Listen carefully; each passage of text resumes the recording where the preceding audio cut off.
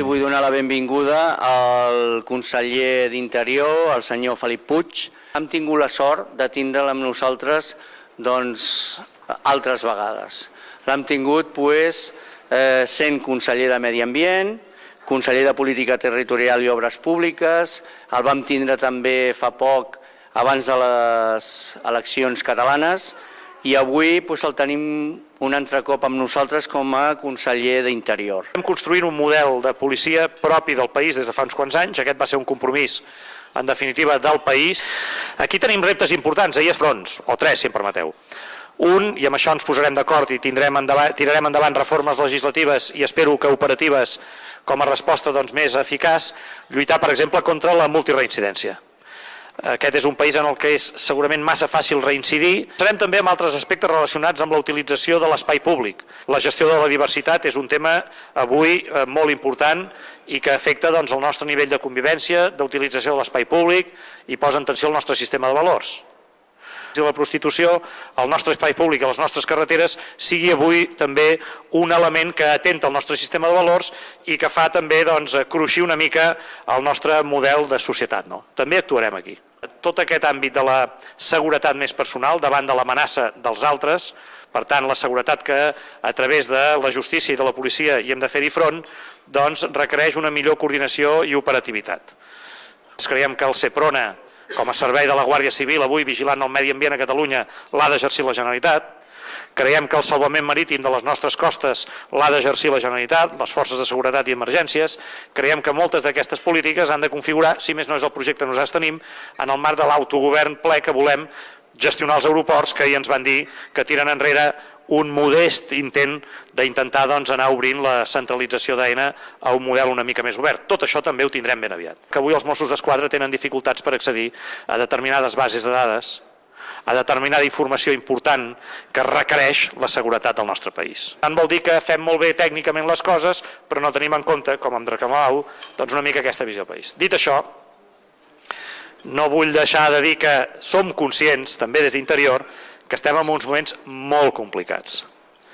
No hi ha temps per esperar més la reforma laboral, no hi ha temps per esperar més una reforma al sector financer, no hi ha més per endegar determinades reformes de l'administració que avui situen Espanya i a Catalunya amb ella, en una situació, francament, de moltes dificultats per intentar sortir d'aquesta situació i estar en unes condicions d'una certa estabilitat i de recuperació. Això també hi jugarem. El govern de Catalunya, en aquesta segona línia, poc marge de maniobra tinguem mentre ens falti el 10% dels nostres recursos, perquè la gent diu, bueno, ja està bé de retallades, però també s'ha de créixer, s'ha d'impulsar. Sí, però és que nosaltres anem amb mig braç. I finalment, si aquest atzucac en el que hem anat entrant en els darrers 3 o 4 anys en què se'ns ha dit que no a la revisió del pacte constituent, que era l'Estatut, a incrementar el nostre autogovern per donar resposta a les necessitats més bàsiques de la nostra societat, a tenir marge de maniobra i múscul financer com tenen avui altres societats, alguns de vosaltres ho coneixeu. El País Basc té la meitat de l'atur que Catalunya. Ras i curt, la meitat de l'atur de Catalunya.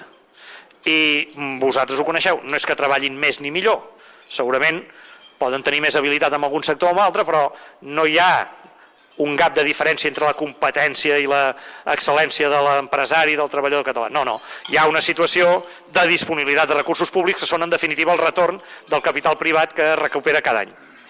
Mentre no resolguem això, aquest país tindrà un hàndicap que durant 30 anys hem pogut anar conllevando, però que ara és absolutament vital per a la nostra subsistència. Farem tot el que podrem. Allò que està a les nostres mans, fer-ho amb la millor de les excel·lències i del rigor i austeritat. I allò que evidentment afecta el nostre projecte de futur dependrà també de la força i de la cohesió que aquest país sigui capaç de generar. Nosaltres a la CDE tenim un costum que és una miqueta presentar els representants dels sectors que hi ha aquí. Encara que us han passat el llistat, sí que com tenim la representació de la patronal de seguretat privada, a CAES, que jo crec que també han vingut les empreses més representatives, empreses catalanes que amb el conseller hem estat parlant tot el tema del concurs públic, les licitacions, que creiem que s'ha de donar un impuls des del govern. Tenim també la patronal de neteges, també representada amb empreses també de la Junta Directiva. Abordar això que patiu, no? Aquesta duplicitat, aquesta doble administració que pel fet d'estar a Catalunya tenim des d'aquesta perspectiva de veure-us controlats, inspeccionats, expedientats, requerits com a empresa de seguretat tant pel Cos Nacional de Policia com pels Mossos d'Esquadra.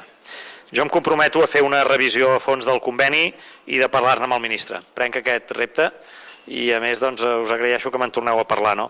També, per tant, confiar més en la pròpia iniciativa de la societat i en aquest sentit amb el sector empresarial de la vigilància privada.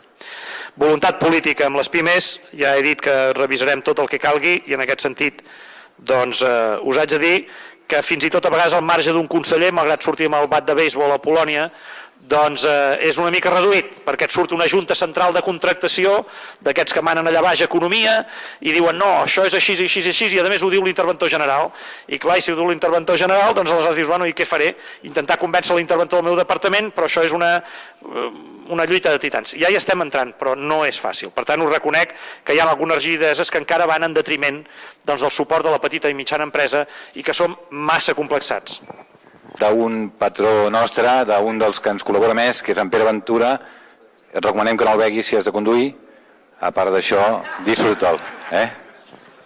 Moltes gràcies, conec en Pere i per tant doneu...